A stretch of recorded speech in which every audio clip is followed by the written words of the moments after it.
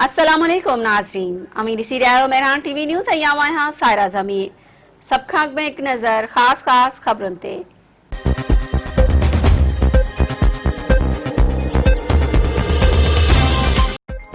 Islamabad high court तरफा Azizia reference में नवाज शरीफ के पेश थियण जो हुक्म। अदालत चयो आहे त नवाज शरीफ के अदालत में पेश थियण जो हिकु मौक़ो ॾियूं था। नवाज शरीफ जंहिं बि हालत में आहे पेश थिए। ईंदड़ ॿुधणी ते नवाज शरीफ पेश न थियो त इश्तिहारी करार ॾियण जी कार्रवाई शुरू कई वेंदी। वज़ीर आज़म इमरान खान की सदारत हेठि वफ़ाक़ी काबीना जो इजलास। कराची में नालनि जी सफ़ाई, पाणी फ़रहामी ऐं पाणी नेकाल बाबति पैकेज ते गौर। वॾे वज़ीर मुराद अली शाह तरफ़ां मीरपुर ख़ास में बरसात मुतासिर इलाइक़नि जा दौरा। मुख़्तलिफ़ हंधनि ते सिम नालनि के लॻल घारनि जो मुआइनो कयो।